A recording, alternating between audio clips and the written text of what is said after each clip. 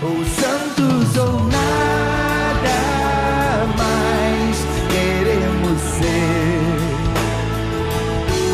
Ou santos ou nada. Olá, paz e alegria. Hoje é 27 de agosto e vamos recordar a vida de Santa Mônica. Santa Mônica, mãe de Santo Agostinho, modelo de esposa e mãe cristã. Mônica, que nasceu no ano 331, mais ou menos, ou 32, em Tagaste, na Argélia, norte da África. Nasceu numa família abastada, rica, foi educada, por uma escrava, como era costume naquela época para as famílias mais ricas. E vai se casar com Patrício, um homem também abastado, e na sua vida de esposa e mãe, ela vai testemunhar o ser cristã. Vai ser uma verdadeira cristã nessa sua vida. Mas eu gosto de lembrar um pouco, que a sua educação sempre foi cristã no seu lar. Então ela sempre foi uma pessoa piedosa desde a sua infância, que gostava de ajudar os pobres, da vida de oração e se deixar lapidar por Deus. Atenta à voz de Deus através dos sinais na sua vida. Quando ela era jovenzinha, eu gosto desse relato que foi feito pelo seu filho Agostinho, no seu livro Confissões. Ela era uma jovenzinha e quando começa a ficar um pouquinho mais adolescente, o sinal de sua, que estava ficando madura, era provar o vinho antes das refeições, para ver se o vinho estava bom para ser servido. Então o que ela começou a fazer? Na hora de provar o vinho, ela sempre bebia um pouquinho a mais. Então ela mesmo depois reconhece que estava criando o hábito de beber e estava, vamos dizer assim, se viciando na bebida. E um dia, numa discussão com uma escrava, a escrava vai chamá-la de beberrona, de bêbada. O normal seria, minha escrava me ofendeu, ela mandar bater, mandar espancar, mandar castigar, rebater, mas não. Ela vai ver naquela acusação um sinal que Deus estava cuidando dela para que ela se corrigisse. E ela vai aceitar aquilo como uma correção de Deus.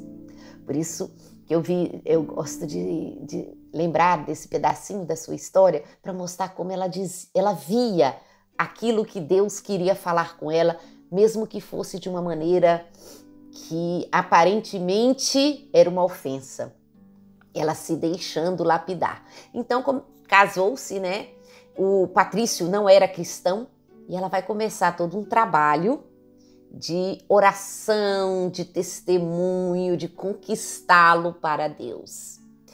E nesse processo também vai conquistar sua sogra, porque é muita dificuldade quando casou, Imagina, chega uma jovenzinha na casa que já tem a dona da casa, então ela sofreu muita perseguição da sogra, dos escravos da casa, porque não tinha autoridade, até que com o seu jeito de ser, das suas orações, com a sua mansidão, com a sua docilidade, ela vai conquistar o respeito e o amor da sua sogra.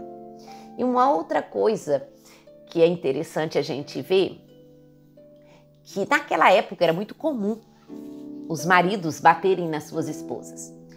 Hoje ainda é comum em alguns, mas hoje a gente já sabe que é crime, a gente faz uma denúncia, mas naquela época não existia, não era crime, não era nada, simplesmente era um direito do marido bater na esposa. E um dia as amigas conversando perguntaram a ela, mas ô Mônica, o seu marido é o mais estabanado, é o mais rude, é o mais violento e você nunca apanha. E nós que temos uns maridos até mais calminhos, a gente vive apanhando. Aí ela respondeu, porque quando ele está agitado, quando ele está nervoso, quando ele está bravo, eu fico quieta. Depois, quando ele se acalma, a gente conversa. né? Um conselho que ela dava. Então, a maneira dela agir, ela foi conquistando. E ela vai conquistar. Antes de morrer, ele vai ser batizado. Tem com ele, vamos dizer assim, uma vida, né, mesmo nas dificuldades, mas vai conquistando, né, o respeito e o amor do seu esposo, da sua família. E vai ter 3 filhos. O Agostinho, o Navígio e a Perpétua.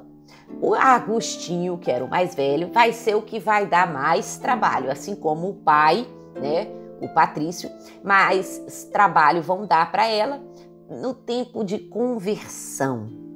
Vai causar muita tristeza, porque vai buscar muitos caminhos longe da igreja, longe de Deus, novas filosofias, vai ter uma vida, né, diferente, vai ter um filho sem se casar. Então, todo esse trabalho que ela vai ter com Agostinho. E ela era uma mãe firme na oração, mas também no conselho. Teve uma vez que uma atitude do Agostinho foi tão desrespeitosa, né, que ela o proibiu de entrar em casa. Não deixou de rezar por ele, não deixou de acompanhá-lo, mas mostrou também a sua posição firme de mãe. Então é essa mulher que vai acompanhar na oração a conversão do seu marido, dos seus filhos. O Navígio, né, que vai ser perseverante, a sua filha Perpétua, que segundo uma tradição também foi monja. E ela vai atrás do filho em todos os momentos, na sua oração, na sua presença. Então, depois que fica viúva, quando Agostinho foge para a Itália, ela vai atrás e continua na sua oração, intercedendo, pedindo, até que um dia ela recebe, né, uma resposta como sinal de Deus. E ela está em prantos, em oração diante do Santíssimo, e o bispo passa e fala: continue a rezar, pois é impossível que se perca um filho de tantas lágrimas. Então é essa frase que foi dita para Mônica, que é uma frase para todas as mulheres, todas as mães, todas as esposas. Continue a rezar, pois é impossível que se perca um filho, um esposo de tantas lágrimas. E ela rezou por anos a fio pela conversão do marido, dos seus filhos, né? Mas de modo especial por Agostinho. E a sua perseverança foi conquistada, porque todos foram convertidos para Deus. Foi tão marcante a sua perseverança, ela reza por 30 anos, sem desanimar. Então, Agostinho, que depois se torna sacerdote, depois se torna bispo e santo, fruto da oração incessante da sua mãe.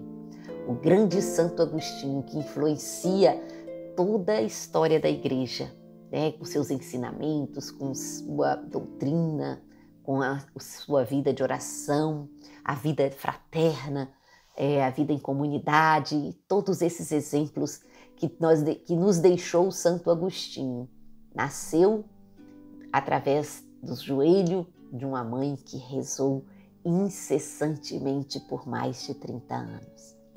E ele diz: ela foi o meu alicerce espiritual que me conduziu em direção à fé verdadeira. Minha mãe foi a intermediária entre mim e Deus. Esse é o testemunho do filho Agostinho sobre a sua mãe. Ela vai falecer aos 56 anos em 387. E Santo Agostinho, no seu livro Confissões, faz deste momento uma memória fantástica para sua mãe, onde ele narra, né, a dor e o sofrimento, mas ao mesmo tempo a alegria da sua mãe que volta para o céu. Ela foi canonizada pela igreja, pelo Papa Alexandre III, e por ter sido responsável pela conversão de Santo Agostinho, né, é considerada também esse modelo de mãe que ora pelos filhos. E a Ordem dos Agostinianos tem, né, um movimento de oração das mães que oram pelos filhos, baseado na espiritualidade de Santa Mônica.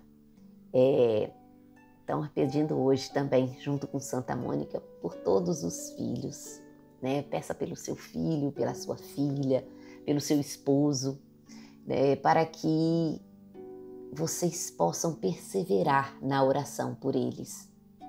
Vocês possam ser fiéis a essa oração, para que cada dia seja um dia de mais e mais confiança na providência e na misericórdia de Deus.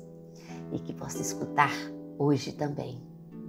Continue a rezar, minha filha, pois é impossível que se perca um filho, uma filha, um esposo gerado através de tantas lágrimas. Santa Mônica, rogai por nós.